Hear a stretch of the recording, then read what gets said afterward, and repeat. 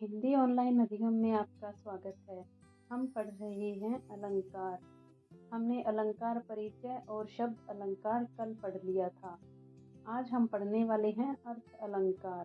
जहाँ अर्थ के माध्यम से काव्य में चमत्कार उत्पन्न हो वहाँ अर्थ अलंकार होता है।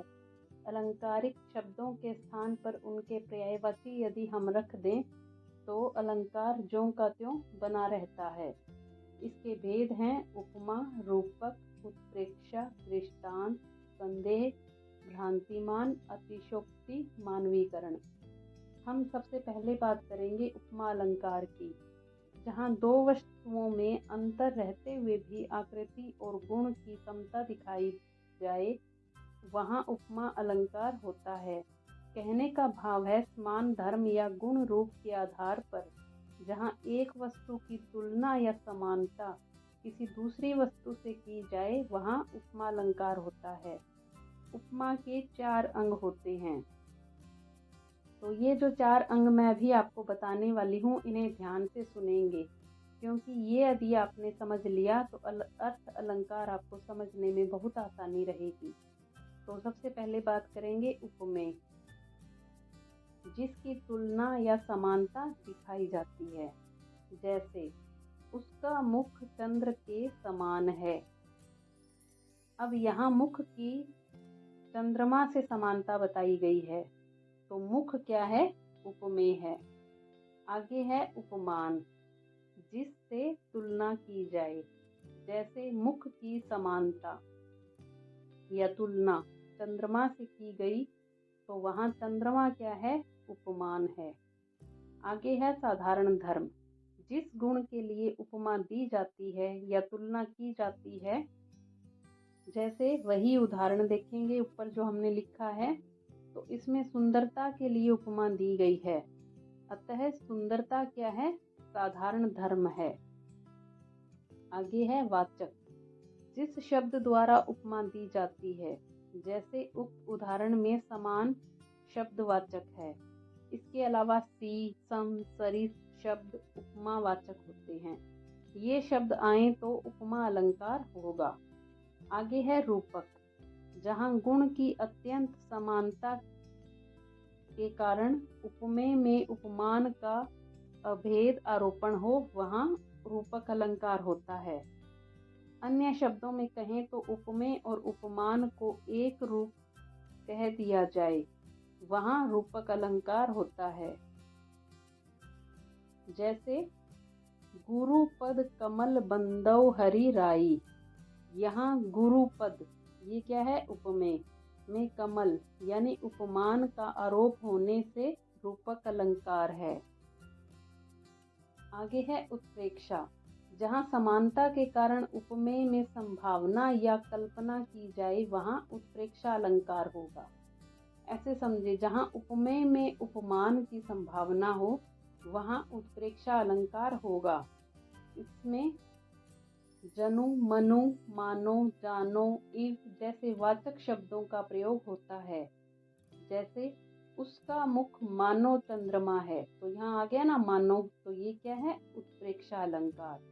आगे है भ्रांतिमान, जहाँ समानता के कारण एक वस्तु में किसी दूसरी वस्तु का भ्रम हो वहाँ भ्रांतिमान अलंकार होता है। जैसे अलंकार से समझेंगे इसको, पाए महावर देन को नाइन बैठी आए, फिरी फिरी जान महावर एड़ी मिड़ती जाए। अब जैसे क्या है कि नाइन आई थी, यहाँ पे इसका अर्थ है कि नाइन आई थी पाए यानी पैर को, महावर यानी रंग लगाने के लिए। पर यहाँ पे पैर और महावर को दोनों एक ही रंग मान लिया गया है। तो यहाँ क्या है कि पैर और महावर का रंग एक मानने की वजह से जो नाइन आई थी वो ये समझ के चली गई कि पैर में तो पहले ही महावर लगी हुई है, तो वो एड़ी मिड़ती यानी ऐसे पैर पटकते हुए चली गई। तो यहाँ नाइन को एड़ी की स्वाभाविक लालिमा में महावर की काल्पनिक प्रतीति हो रही है, अतः यहाँ भ्रांतिमान अलंकार है। आगे है संदेह, जहाँ अति सादृश्य के कारण उपमेय और उपमान में अनिश्चय की स्थिति बनी रहे, अर्थात जब उपमेय में अन्य किसी वस्तु का संशय उत्पन्न हो जाए, वहाँ संदेह अलंकार होता है। जैसे सारी बीच नारी है या नारी बीच सारी है के सारी ही नारी है के नारी ही की सारी है। यहाँ उपमेय में उपमान का संशयात्मक ज्ञान है। यहाँ संदेह अलंकार होगा।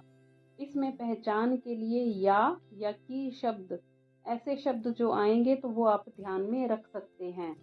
आगे है दृष्टांत, जहाँ उपमेय और उपमान तथा उनके साधारण धर्मों में बिंब प्रतिबिंब भाव हो, अर्थात जहाँ किसी बात को स्पष्ट करने के लिए सादृश्य मूलक दृष्टांत प्रस्तुत किया जाए, वहाँ दृष्टांत अलंकार होता है। जैसे मन मलिन तन सुंदर कैसे, विष रस भरा कनक घट जैसे। यहाँ उपमेय वाक्य और उपमान वाक्य में बिंब प्रतिबिंब का भाव है। यहाँ कैसे जैसे शब्दों का प्रयोग होता है। आगे है अतिशोक्ति, जहाँ उपमेय का वर्णन लोक सीमा से बढ़कर किया जाए, अर्थात किसी बात को बढ़ा चढ़ाकर कह दिया जाए तो वहाँ अतिशोक्ति अलंकार होता है। हनुमान की पूंछ में लगन न पाई आग, सारी लंका जरी गई गए निशाचर भाग। यहाँ हनुमान की पूंछ में आग लगने से पहले ही सारी लंका का जलना और राक्षसों के भागने का बढ़ा चढ़ाकर वर्णन होने से अतिशोक्ति अलंकार होता है।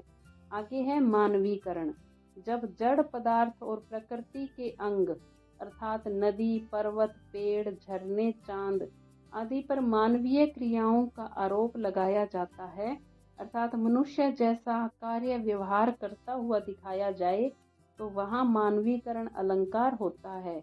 जैसे हर्षाया ताल लाया पानी भर के। तो यहाँ ताल को मानव की भांति बताया गया है। तो हमने अलंकार का टॉपिक पूरा कर लिया। अब हम कल इसके प्रश्न उत्तर करेंगे।